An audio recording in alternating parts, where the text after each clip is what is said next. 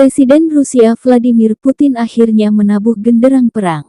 Putin nekat menyerang Ukraina pada Kamis tanggal 24 Februari tahun 2022 kemarin. Putin mengatakan keputusan menyerang sebagai respons atas ancaman yang datang dari Ukraina. Dia menegaskan, Rusia tidak punya tujuan untuk menduduki Ukraina.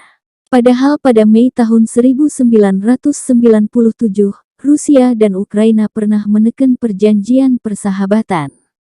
Namun, hubungan kedua negara kembali memanas sejak 2014, saat muncul revolusi menentang supremasi Rusia. Masa anti pemerintah berhasil melengsarkan mantan presiden Ukraina yang pro-Rusia, Viktor Yanukovych. Kerusuhan bahkan sempat terjadi sebelum berdamai kembali di 2015 dengan kesepakatan Minsk.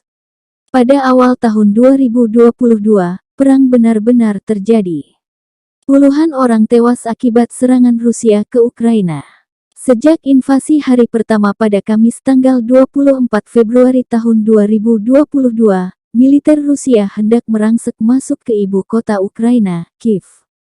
Namun hingga Jumat tanggal 25 Februari tahun 2022 pagi, pasukan Presiden Vladimir Putin tersebut belum berhasil merebut ibu kota. Laporan terkini, suara tembakan terdengar di dekat distrik pemerintah di ibu kota Ukraina, Kiev. Kantor berita Rusia RIA mengutip Associated Press sebagai laporan. Seorang penasihat pemerintah Ukraina mengatakan, dia berharap Rusia mencoba masuk ke Kiev pada siang hari.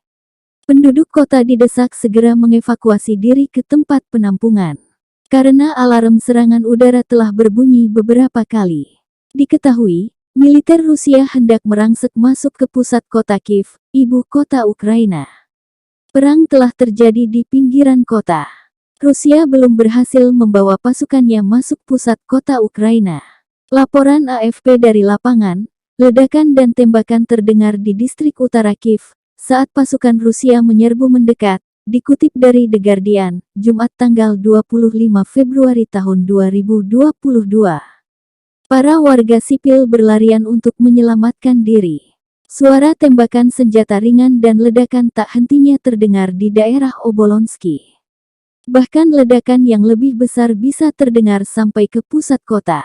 Pasukan Rusia pertama kali tiba di pinggiran Kiev pada hari Kamis, ketika pasukan yang diangkut dengan helikopter menyerang sebuah lapangan terbang di luar kota, dekat dengan Obolonsky. Melalui laman resmi Facebook Kementerian Pertahanan Ukraina, mereka mendesak warga sipil untuk melawan para pasukan Rusia yang mendekat. Kami mendesak warga untuk memberitahu kami tentang pergerakan pasukan, membuat bom Molotov, dan menetralisir musuh, tulis pesan tersebut. Pasukan Rusia menyamar. Diketahui, sejumlah cara dilakukan militer Rusia untuk masuk ke wilayah pertahanan Ukraina. Salah satunya dengan menyamar menjadi tentara Ukraina.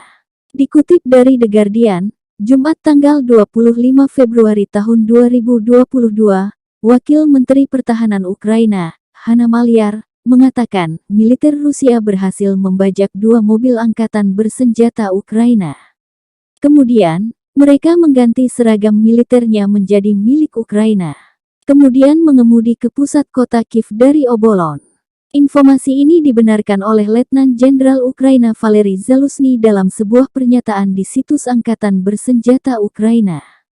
Sebelumnya, hingga Jumat pagi waktu setempat, ledakan keras yang mengguncang ibu kota Ukraina.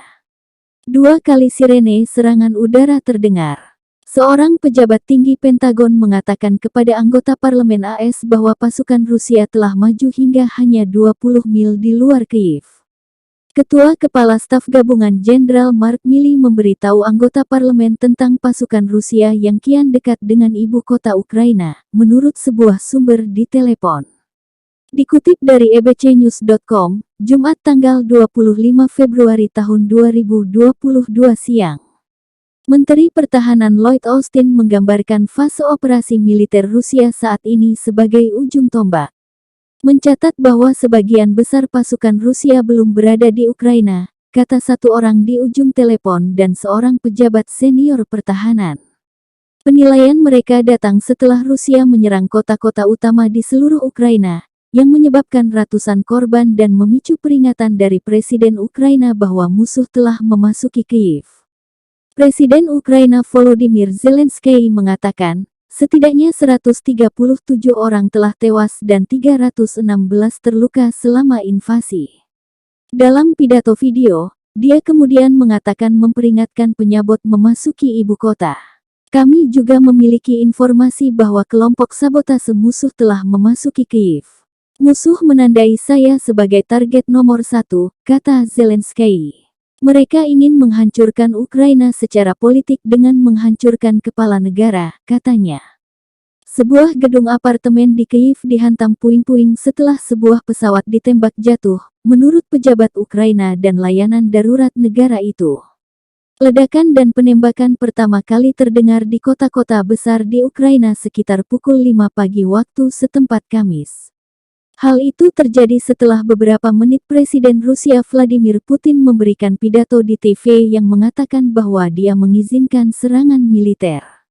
Dia memperingatkan jika negara lain ikut campur, maka Rusia tidak tinggal diam. Sangat parah sehingga tidak ada negara asing yang pernah mengalaminya sebelumnya, katanya.